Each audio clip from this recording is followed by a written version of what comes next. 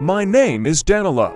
I'm 29. I work as a programmer, live an ordinary life, and have always considered myself a person who doesn't burn in love, doesn't need it, and isn't in a hurry. Or rather, that was until I walked into a small cafe on the corner of our street.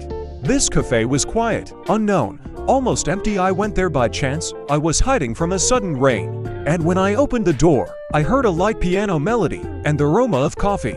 She was standing behind the bar. A girl with wavy red hair, wearing an apron with the word Sunrise Coffee written on it. She was wiping a cup, and when she looked at me, she smiled so sincerely that I was confused. "Do you want something warm?" she asked. I just nodded. She made a cinnamon latte and placed it in front of me, as if she was giving me something more than just a drink. "The rain is good today," she said. "It makes people go where they need to go." I didn't even realize then how true those words were. I started coming every day first because the coffee was delicious. Then, because the music was pleasant. And then because of her. Her name was Sophia. But everyone in the cafe called her Sonia.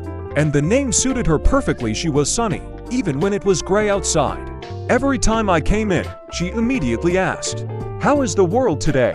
"A little noisy." "Sit down, I'll make it softer now." She had a rare ability.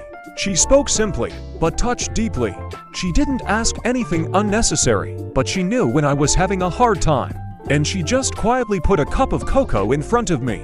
And I caught myself thinking that I was waiting for morning not because of a new day, but because of her voice. But Sonia had a secret, and I felt it. Sometimes she would get sad when she thought I couldn't see. When the phone rang, she would immediately turn it off. Sometimes there would be a shadow in her eyes that didn't match her smile at all. One evening she put tea on the table for me and her hands were shaking. "Sonia, is something wrong?" "Everything is fine," she smiled, but her eyes were shining. I didn't insist, but I left a little note on a napkin. "Whenever you want to talk, in here." She put it in her pocket and nodded faintly. A few days later she disappeared. The cafe was open, but she wasn't at the bar. "Where is Sonia?" I asked the owner. The woman said she asked for a week of vacation. Personal matters. I felt like I was being squeezed from the inside. I went in every day, but she wasn't there. For the first time in a long time, I felt lonely. Really lonely. On the 8th day, I already thought she wouldn't come back. Until he heard her voice behind him. "Are you still here?" I turned around, and there she was, holding a folder of documents in her hands. Her eyes were sad and exhausted, but her smile was the same. "You disappeared," I said. "I had to close some doors," she replied quietly. We sat down at the table, and she told me she ran away from the past. She once lived with a man who was kind. Until he started drinking. He controlled her every move, and one day he raised his hand. She ran away. Without things. Without a plan. Without a future. That cafe was her refuge. And I was the only person she had confided in this year. I was silent for a long time. And then I took her hand. "You're safe here." She looked at me for a long time. Although tears were shining in her eyes, for the first time they weren't from fear, but from relief.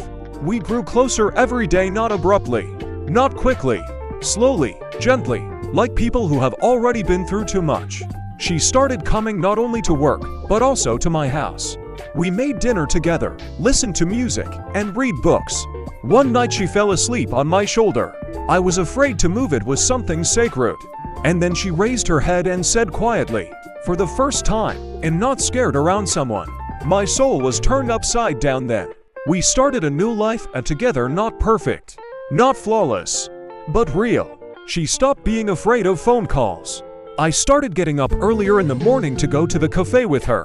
We would make coffee together, laugh about little things, dream of a little bakery. One evening, as we were leaving work, she took my hand and said, "Danilo, I thought my heart would never love again. But you taught it again." I hugged her, and I realized that for the first time in my life I had found someone I wanted to wake up with every day. Love doesn't always come in the form of fireworks. Sometimes it comes as a cup of coffee, a warm voice, a hand that doesn't let go, a quiet "I'm here," a random rain, and a girl in a coat who just walked into your life, and she stayed.